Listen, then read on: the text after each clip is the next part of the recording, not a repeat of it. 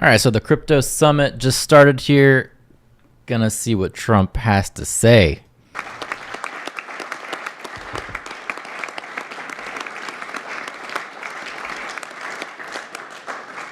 Well, thank you very much, everyone. Great honor to have you. I know you've all been working very hard and very successfully. And it's a wonderful place, the White House. I want to begin. Is Johnny here from World Cup? I want to thank you for this election. And they just had a presentation in the Oval Office, and I thought this was such a beautiful, this is the trophy. This is the big deal. The World Cup is the biggest sporting event, and Johnny Infantino is my friend for a long time, and during my first term, we worked out a deal to get the World Cup, and then because of lots of interesting things that happened, I ended up being president. Wanted to shut up. I was always disappointed. I wasn't going to make it. I was going to serve 8 straight. Instead, we did it the hard way, but maybe the more important way. So I will be with you as president, Johnny. So maybe you could just say a few words and show how beautiful the World Cup trophy is. Thank you. Yeah, sure, please. Yeah. The famous key. That's a great key.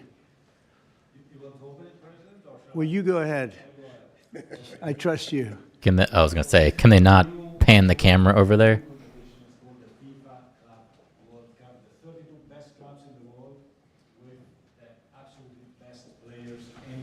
They didn't give this dude a microphone?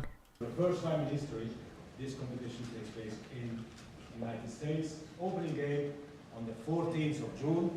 Right. Obviously, in Miami, final on the 13th of July this year in New York, New Jersey. And it's not that, it's really special because He just did this a minute ago and he needed help to open the trophy up.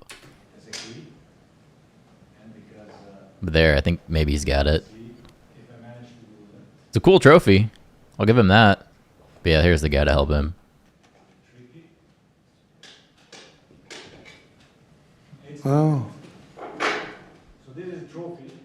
It is a trophy with There's Michael Saylor back there. Look at him. Where's Brad? interesting to show this trophy. We got Brad Garlinghouse. Is he behind the trophy? It represents the past, but it's also projected to the future. There is no other sports trophy which looks like that. It has engraved the history of the game, of soccer, or football as we call it, the participating teams of the first edition, the stadiums, beautiful stadiums in 11 cities in the United States of America where this competition will take Okay. place. So at the same time, past, present, and projected to the future. And if I may, President, say another 2 words, and then I let you work. I'd like to congratulate the President and the Right in the middle there, that's the CEO of Coinbase. the World Cup, the club, Who else do we know here? the great work done, but also for this initiative. Can't really see much with the trophy in the way. Here, if I may add something in this respect, I'm not an expert at all, but FIFA, as you know, is a brand which is Man, no one cares about FIFA right now. We're all trying to get rich. brand. So let's Soccer. just wrap it up real quick. The world is worth around 270 billion a year. 70% of that, Mr. President, is in Europe. So imagine the potential that there is around the world only in soccer if we develop it. And so FIFA is very, very interested under my They're still trying to get the mic to work. FIFA coin to do it from here, from America, and to come. It could be quite a coin, actually. Huh? Anyway, thank you, Johnny. Great job. I just thought you should see this trophy because it's really, it's the biggest sporting event in the world, and we have it here. And we appreciate being, in case you don't know, you know David. And a man who's doing a great job as Secretary of Treasury, Scott Bessent, who's right here. Scott, thank you very much. Commerce Secretary Howard Lutnick, wherever you may be, Howard. Hi, Howard. He's doing some interesting work right now with all that's going on. He's right in the middle of it and doing a great job. Thank you. SBA Administrator Kelly Loeffler. And hi, Kel. wherever she's at. SEC Commissioner Hester Pierce. She's killing it. Thank you, Hester. Acting CFTC Chairman Caroline Pham. House Majority Whip Tom Emmer. Hello, Tom. Representative Brian Stile. Thank you. Brian, thank you very much. Digital Assets Council Director Bo Hines. Good, Bo. Great job. And many other distinguished guests. We have a lot of very distinguished people around the table. Some of them will Where's be speaking. Brad? I want to thank Marco Rubio also, who's right over there. And we have tremendous people very interested in this subject. And last year, I promised to make America the Bitcoin superpower of the world and the crypto capital of the planet. And we're taking historic action to deliver on that promise, as you know, around the table. Yesterday, I signed an executive order officially creating our strategic Bitcoin reserve. And this will be a virtual Fort Knox for digital gold to be housed within the United States Treasury. That's a big thing, Scott. It's kind of a big deal. Who would have thought?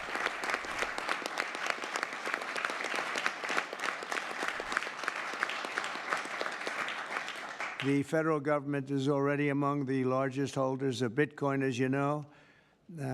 Really one of the largest holders in the world, with as many as 200,000 Bitcoin obtained via civil law and various other forms of law, and including enforcement actions. These existing holdings will form the foundation of the new reserve. Unfortunately, in recent years, the U.S. government has foolishly sold tens of thousands of additional Bitcoin that were worth billions and billions of dollars had they not sold them, but they did sell them, mostly during the Biden administration. Not a good thing to have done. From this day on, America will follow the rule that every Bitcoin knows very well: never sell your Bitcoin. That's a little phrase that they have. I don't know if that's right or not. Who the hell knows, right?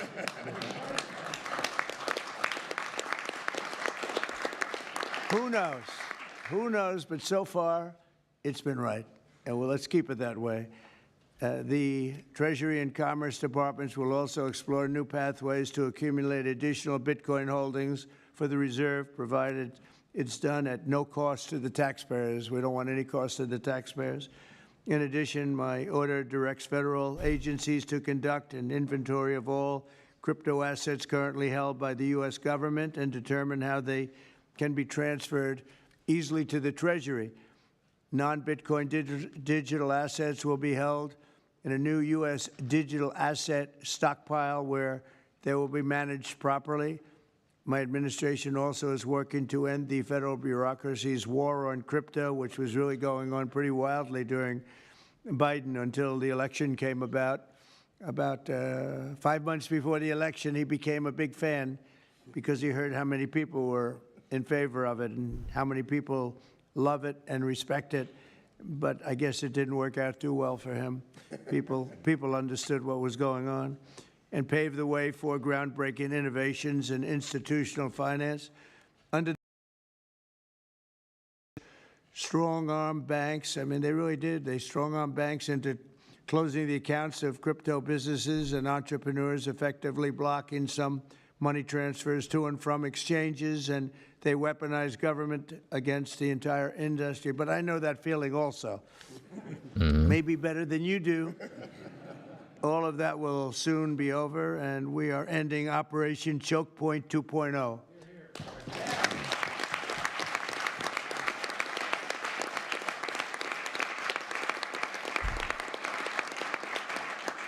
Now, some people really suffered. It was ridiculous what they were doing. But in the end, they came around, but they came around for the wrong reasons. They came around only because they wanted votes, and they saw that tens of millions of people were against them because of what they were doing. I also want to express my strong support for the efforts of lawmakers in Congress as they work on bills to provide regulatory certainty for dollar-backed stablecoins and the digital assets market. They're working very hard on that. This is a tremendous opportunity for economic growth and innovation in our financial sector, and will really go a long way. I think he's going to be a tremendous, we feel like pioneers in a way, of tremendous method of growth. And things are very much tied, and we want to keep it that way, the U.S. dollar, long into the future. We're going to keep it that way. I hope lawmakers will send that legislation to my desk before August recess if they can. And they're very much working with you, and you know a lot of them, and a lot of them were committed right from the very beginning. So I just want to congratulate you all for being at the White House today, and a man who knows more about Bitcoin and AI and just about everything else than anybody, David Saxton. I'd like to have you say a few words, David. Thank you, Mr. President. We're all here today because of your leadership, your vision, and your generosity, and I really want to thank you for that. We're also here because of your desire to make America great and to introduce a golden age in America, including for digital assets. And we're here because of your love of innovators, or as you might say, high IQ people. Yeah, we know you love high IQ people. And we have about 30 of them here in the room today. These are the top people in the digital asset industry. And one other thing that I think that you love is legal fairness. This is an industry that was subjected to prosecution and persecution for the last 4 years, horrible lawfare, and nobody knows what that feels like better than you do. So we really appreciate the fact that you understand legal fairness and that you're always willing to fight for the right thing, for legal fairness. You never back down. You stand defiant, even in the face of an assassin's bullet. It's an inspiration to everyone in this room, I think. So it's an honor. Thank you. Thank you. So I just want to say it's an honor to work for you. It's an honor to work for a president who works every day to get so much done on behalf of the American people. Your administration is moving at tech speed. It's really amazing. It's actually faster than any startup that I've been part of. Is that your administration moves even faster. So I just want to say thank you for having me be a part of it. I've enjoyed every minute of it. I love working for you, and thank you again for this opportunity. Thank you, David, very much. Appreciate it. And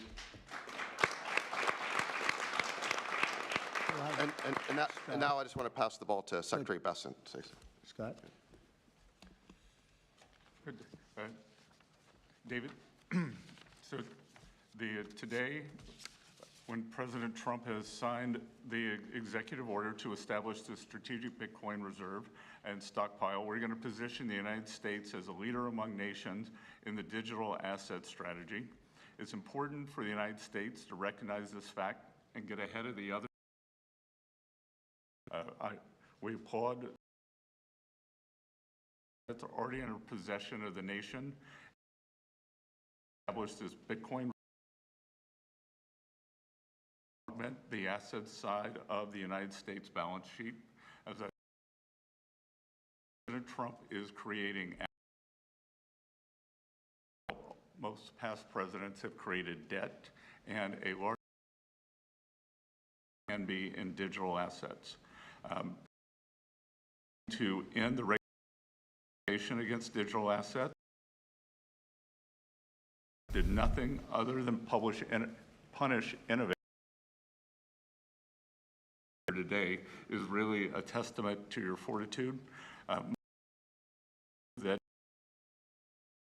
controller the and amend all applicable previous guidance. Thought into the stablecoin regime, and as President Trump has directed, we are going to keep the U.S. the dominant reserve currency in the world, and we will use stablecoins to do that. Thank you.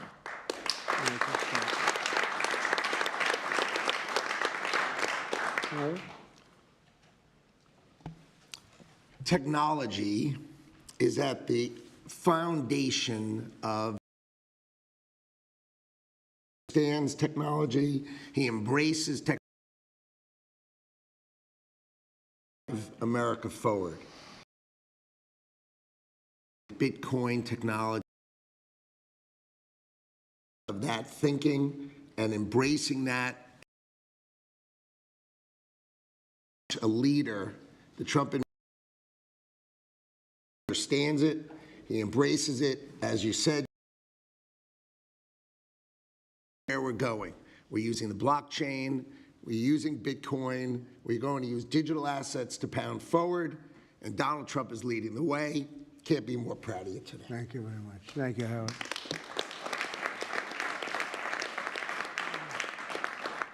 Kelly, go ahead, please. Thank you, Mr. President. This is truly a historic day, and as a crypto founder, I couldn't be more proud to be part of your administration. You're moving at the speed of tech for sure, and I will just say it's a great day to have the war on not just crypto, but the war on innovation done. And under your administration, we are truly going to enter into the golden age. And I'll just say, as the administrator of the SBA, small business is a tremendous network that crypto can be deployed against, and so the SBA is open to crypto. So I look forward to working with all of the leaders in this room to advance your efforts here. Thank you. Thank you, Kelly. Thank you very much. Tom, please. Well, Mr. President, I want to say thank you. I want to thank you for the amazing team that you put together. I want to thank you for David. I mean, this kind of a meeting, no one in this room could have envisioned this just a couple years ago. You are the one that has the vision. You're the one that said, we are going to do 21st century finance right here in the United States of America. I've been doing this for 9 years. It is amazing how far we've come, and that's a credit to you, Mr. President, and your leadership, and God bless you for doing this, because it's going to make a huge difference with everything else you're doing. And by the way, Americans love it. They're going crazy. Thank you, sir. Thank you, Tom. Thank you very much. Thank you. Thank you very much. Everybody else? Go ahead, please. Does anyone want to say a couple of words? Cameron or Tyler, do you want to? You're very shy in front of the Actually, camera. Cameron, I think you said something earlier that I thought was really profound. You said that a year ago you thought it would be more likely that you'd end up in jail than at the White House. Not to put you on the spot, because you didn't do anything wrong, but that was the environment a year ago. But do you guys want to say something, either one of you? Sure, that was actually Tyler who said that. but it's Sorry, I still get mixed up.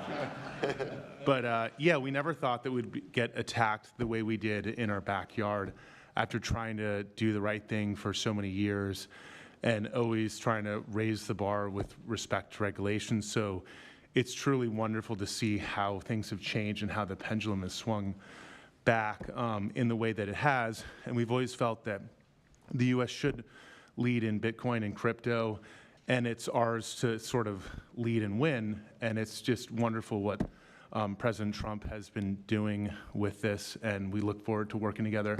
And thanks for inviting us, David, and setting this up. Thank you. Thank you both. Please. I was just going to say thank you, Mr. President.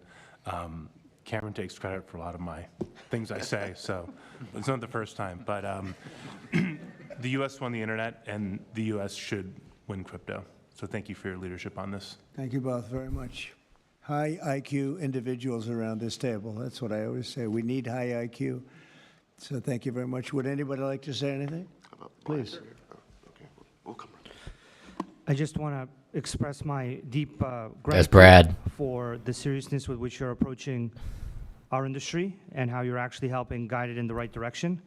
I've worked with many central banks in other countries, and when I was working there, I was wondering why I, as an American citizen, can't help the United States financial system reach this higher level that the world is on course towards generally. Right. And so I'm very grateful that finally there's been a new level of kind of common sense and adoption of these ideas. Me and the other people in this room do believe that the crypto, blockchain, Web3 infrastructure is the next iteration of the financial system. And I think that the U.S. should have its leadership position continue in that new financial system.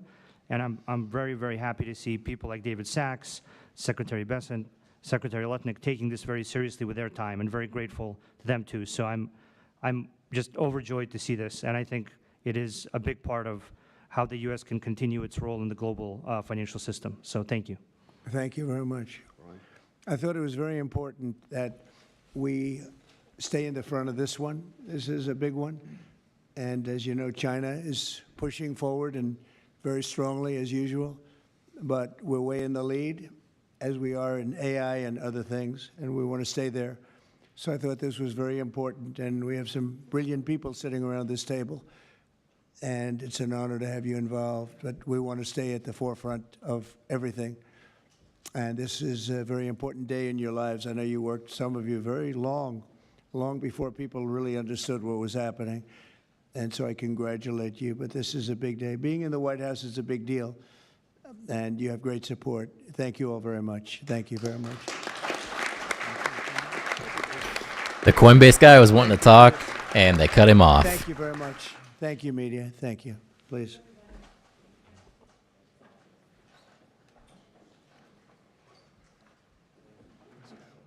Are they going to kick the media out now? What's the plan? That's good. That's good.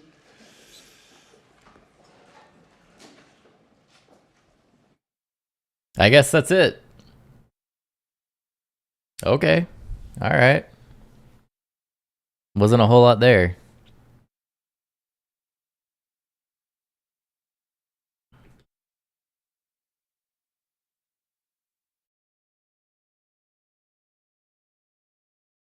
Thank you very much.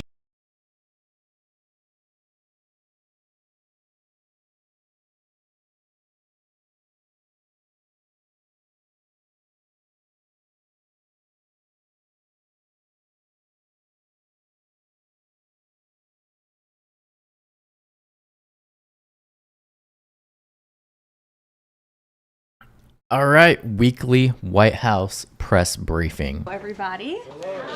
How are we?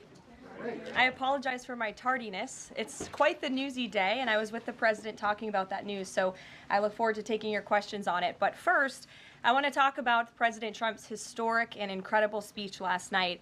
The American people and the entire world watched President Trump powerfully lay out how he's renewing the American dream in a record-breaking joint address to Congress. And Americans loved what they heard.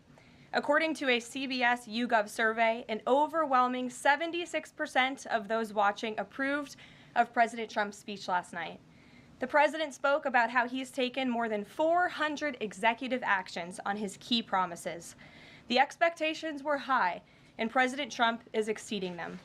According to brand new polling from the Daily Mail, President Trump has never been more popular as his approval ratings are reaching historic highs. More Americans believe America is headed in the right direction than the wrong direction. Everyday Americans love this president because he tells it like it is, no matter what, and he did that last night. President Trump level set with the American people on the economy and exposed how badly Joe Biden screwed it up by causing the worst inflation crisis in 4 decades. President Trump was honest about where we are while making clear that help is on the way. As the president declared last night, he will make America affordable again. Last night, you also saw who motivates the president to work so hard. Everyday Americans, who President Trump shined a spotlight on last night in his speech. From Mark Fogel, who President Trump was finally able to reunite with his family and his beautiful 95-year-old mother after being detained in Russia, to Peyton McNabb, whose heart-wrenching story motivated President Trump to end men in women's sports, and to Allison and Lauren Phillips, the mother and daughter and sister of Laken Riley, who President Trump honored by signing the Laken Riley Act to ensure her name will live. The 13 American heroes who were killed at Abbey Gate in the Biden-botched Afghanistan withdrawal, which was one of the worst humiliations in the history of our country. President Trump announced that we have detained Mohammed Sharifullah, the monster who was responsible for that horrific attack, and he was delivered to Dulles Airfield earlier this morning. On his first day in office, President Trump's national security team, across night, this killer will now face the swift sword of night. This killer will now face the swift sword of American justice for these atrocities right here on United States soil. Joe Biden was responsible for this botched withdrawal, and he had 3 years to find this evil terrorist. And he didn't even try to. The Democrat Party could. The behavior of Democrats last night was completely disgraceful and demonstrated how severely out of touch they are with the American public. It was the most shameful moment in the history of presidential addresses in that beautiful chamber.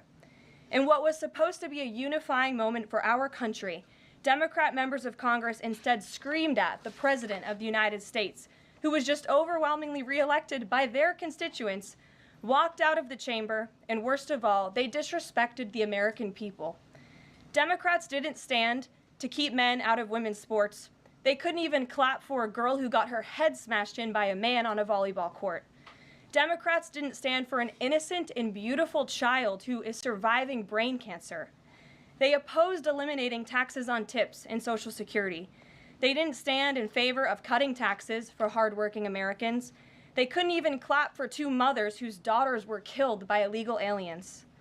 One of the only things that could get Democrats off their feet last night was cheering for Ukraine, not for America. Last night was a very clarifying moment for our country.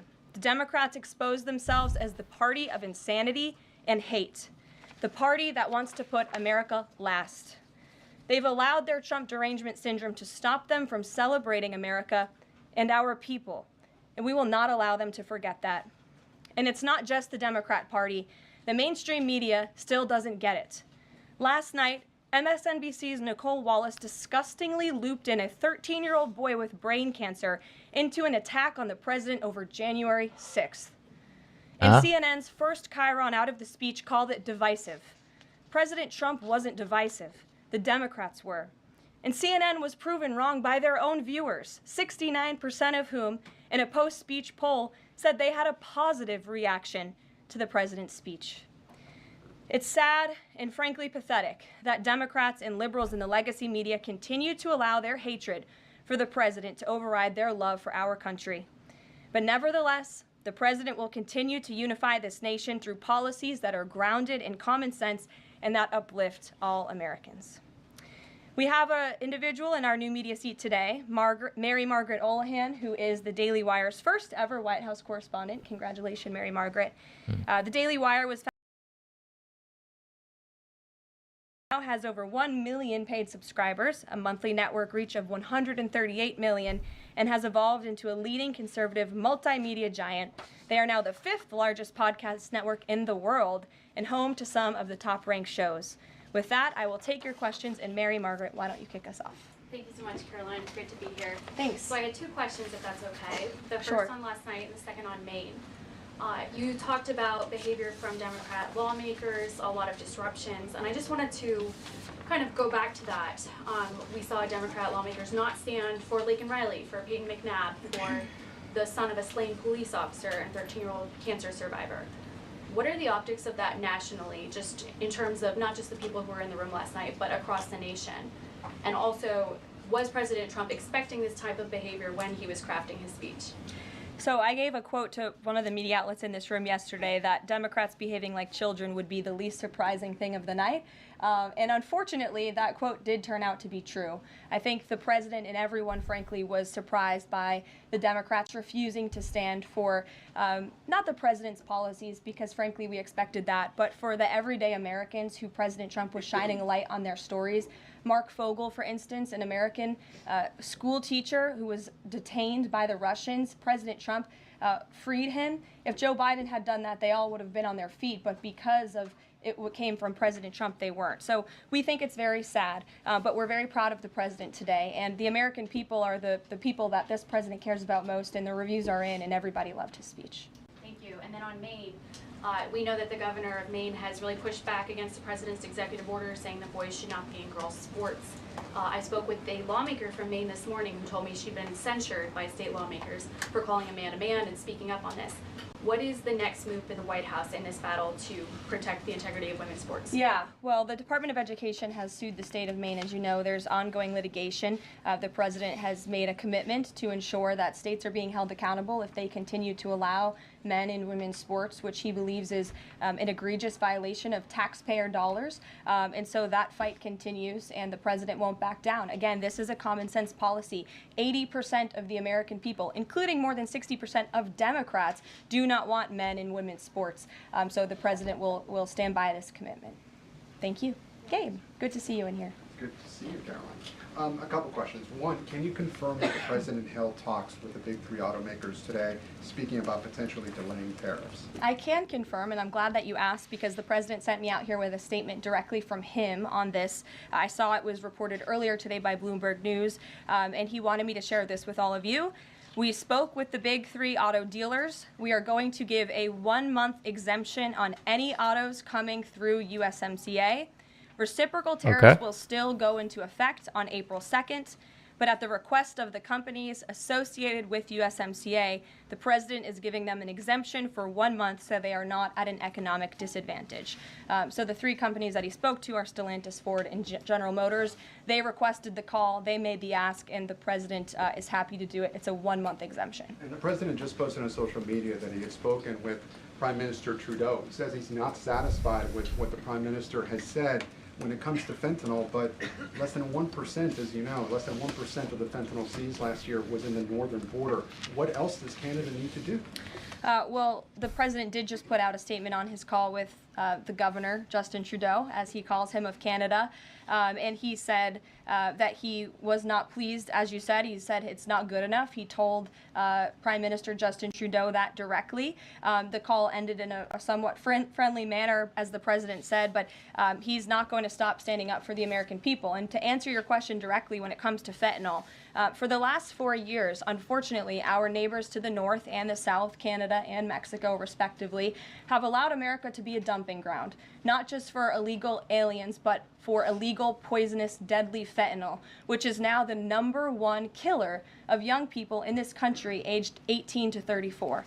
Through the northern border in Canada, in last fiscal year alone, there was enough fentanyl seized to kill 4.8 billion people. And that number is up 2,050% from 2023, the year before. So there's been more than a 2,000% increase in illegal fentanyl seizure at the northern border. Why? Because Canada is allowing that fentanyl to come to the United States. The president sees these numbers. He thinks about the lives that are lost. And everybody in this room, I'm sure, everybody watching at home, everybody across the country knows someone in our lives who has been killed at the hands of this deadly poison. There needs to be repercussions for that. The president feels very strongly about it. But Caroline, respectfully, it's just 43 pounds that were found last year. That's less than a carry-on suitcase. Is that a lot of fentanyl compared to, say, Mexico, where the vast majority of the fentanyl is brought in through Mexico, not Canada? So they're getting tariffs too. Need to do? Well, I just told you, last year alone, there was a 2,000% increase in illegal fentanyl. You're asking me for what the president's justification is for these tariffs. It's not up to you. You're not the president, Gabe. And frankly, I think it's a little bit disrespectful to the families in this country who have lost loved ones at the hands of this deadly poison. If you talk to them, and this president has, they are grateful that they finally have a president who is standing up to both Canada and Mexico, and most importantly, to China as well. The president added an additional 10% tariff on China because this deadly poison is being produced in that country. It's being distributed through our neighbors, and there needs to be consequences for that, period. Peter. Thank you, Caroline. If the U.S. has a longstanding policy that we do not negotiate with terrorists, then why is the U.S. now negotiating directly and for the first time ever with Hamas? Well, when it comes to the negotiations that you're referring to, first of all, the special envoy who's engaged in those negotiations does have the authority to talk to anyone. Israel was consulted on this matter. And look, dialogue and talking to people around the world to do what's in the best interest of the American people is something that the president has proven is what he believes is good faith effort to do what's right for the American people. Is it just about the hostages? Or are they also talking about the president's plan to take over Gaza? These are ongoing talks and discussions. I am not going to detail them here. There are Americans out of touch with the American public. This is a great poll. The ultimate poll, though, came on November 5th when the president won by an overwhelming margin that he spoke about last night. Democrats weren't happy to hear that either. And he was realistic, and he level set with the American people. And I think, frankly, it's very refreshing, and everybody in this room should be very grateful that we have a president who tells the truth about the reality of the economic situation that we are in, unlike the previous president who lied to everybody's faces, saying inflation was transitory, saying it was under control, saying that the border was secure, when none of that was true. So the president is being frank and honest, and the American people elected this president to have monumental reform and change, including rebuilding our manufacturing base in this country, standing up to foreign nations who have been ripping off our country for decades. And that requires a little bit of disruption. That requires a lot of effort and work that this president is focused on doing. With that said, as the president said last night, his administration is wholeheartedly committed, of course, to ending the inflation nightmare caused by the Biden administration. Look at the deregulation efforts. Look at the president's push last night in his speech for Congress to pass tax cuts, to end taxes on Social Security and overtime pay for hardworking Americans, end taxes on tips. We need Congress to get that done because that's going to put more money back into the pockets of the American people. And I didn't even mention energy. Look at the president's approach and focus on unleashing the might of our energy industry. We know that's the #1 driver of inflation. He's been slashing back a lot of the burdensome regulation from the previous administration to unleash our energy industry here at home, which will drive down costs. He said he is committed to making America affordable again. He did it in his first term, and Americans can trust him to do it again. President Trump has made clear, Caroline, that he loves tariffs, but the stock market does not. How does he factor that into his decision making? Well, the president does love tariffs. He said it's one of his favorite words in the English dictionary, and he believes in tariffs because they'll ultimately make America rich again. They're going to raise revenue. They're going to help us pay down our debt. Most importantly, they're going to bring American jobs here back home. So I think for folks on Wall Street who may be concerned, look at what this president did for you in his first term. Wall Street boomed. Stock market boomed. The president expects that to happen again. But most importantly, Main Street is going to boom. And that's why the president has this whole of government economic approach, which includes tax cuts, tariffs, regulation cuts, and an energy industry that will bring down costs for American consumers. Sure, Monica. Thank you, Caroline. You mentioned not one Democrat senator voted to protect women's sports from males. Not one Democrat congressman or congresswoman stood to applaud or support protecting women's spaces and sports at the president's joint session to Congress last night, as you articulately mentioned at the beginning. So I'm wondering, what message is that sending to not only young women who are competing in these sports across the country, but also to the parents of these young girls? Yeah. I think the message that Americans should take away from last night is that they have a president in the Oval Office who is committed to doing what's right for them, especially women and girls across the country. And I think it's very ironic, thank you for bringing up the point about women, that Democrat women were wearing pink to support our fellow females, yet they couldn't stand, again, for a young woman who was almost killed and severely injured by a man on the volleyball court. They couldn't stand for the mothers of two beautiful young women whose lives were taken tragically at the hands of illegal people. So yeah, go figure. You can't say you're the party of women and then support men and women's sports and not stand up for basic law and order and immigration reform that will protect women in this country. That's what President Trump is doing. He's the president for women. Lindsay, good to see you. Thank you, Caroline. Good to see you. So, speaking of tariffs, China said yesterday that they're ready for any kind of war with the U.S. Because of these tariffs that have been placed on them. Also said not lead to a resolution of U.S. concerns about fentanyl originating in China. Can you speak to how the administration is planning on responding to that? Well, I think Secretary Hegseth has responded to that this morning. He said that America will always be prepared to defend itself, especially under the leadership of this president in the Oval Office, and that certainly remains true.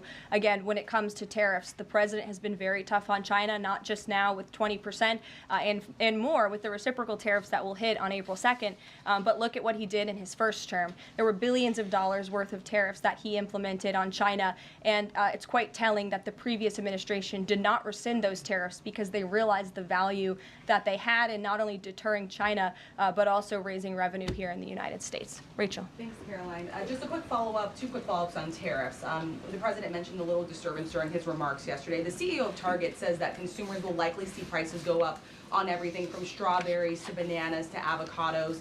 How long should Americans expect to pay higher prices? Are we talking a week, a couple of days, a few months?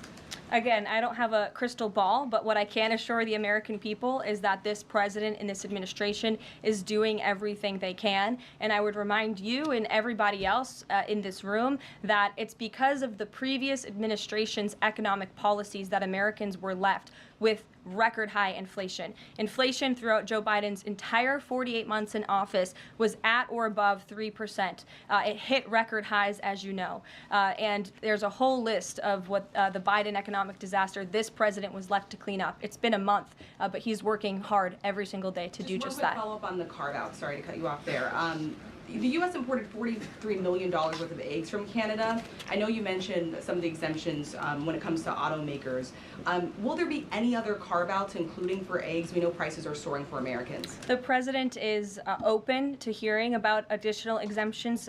He always has open dialogue, and he'll always do, what's right, what he believes is right for the American people. But again, as for the egg crisis in this country, the president is wholeheartedly committed to ensuring we're increasing our egg supply, and we're also bringing down cost. And Secretary Rollins has been all over this issue. She comes from an agricultural background and family. That's why she's leading that very important department.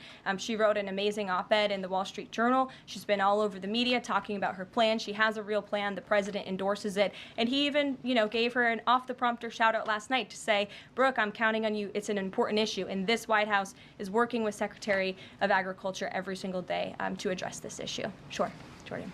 Thanks, Caroline. So what does it say that the Democrats, while they couldn't stand for Americans or stand for victims, they stood for war and clapped for war and clapped for 5 more years of war?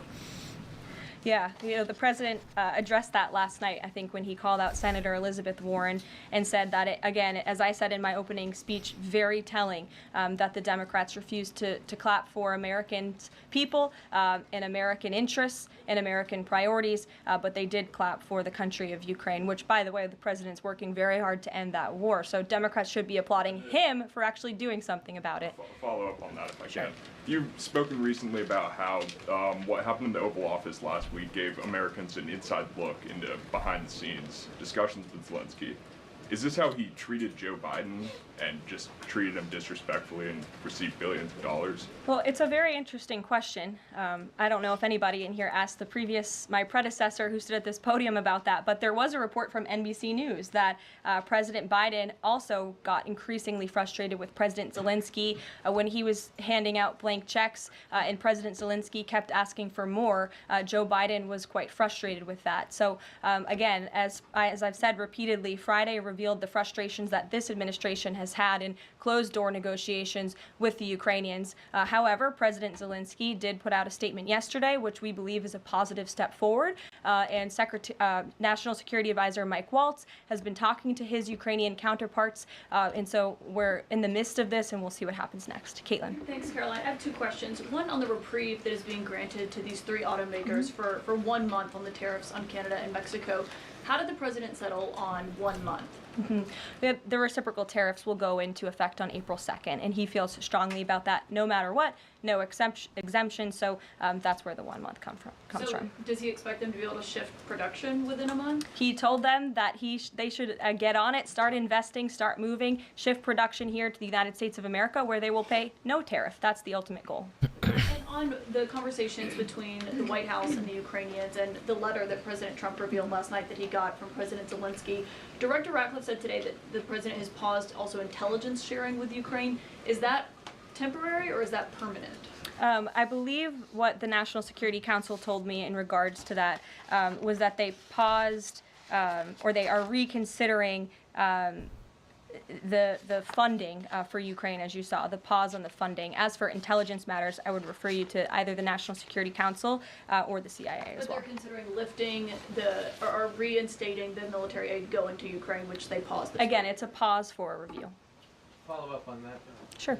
The president read parts of the letter that he received last night from President Zelensky. Can you give us a sense of when President Trump now plans to sign that minerals deal after receiving that letter? Those talks are happening as we speak. I just saw the National Security Advisor. He's working very hard on it. I believe he was going into the Oval Office to give the president an update on where this stands. But again, the president is committed to a peace deal. He wants to see this war end. And I think that President Zelensky's message, which he also shared on X as well, is a positive sign in the right direction. The president also said that the United States was reclaiming the Panama Canal. The president of Panama this morning, or at some point today, said that President Trump was lying. Wanted to get your response to that, and also curious if the president had a reason for not specifically mentioning BlackRock last night when he was praising the company that is buying canals or ports around the Out of the canal, that's a win for the United States of America. Out of the canal, put that in his True Social account, or his True Social post earlier today.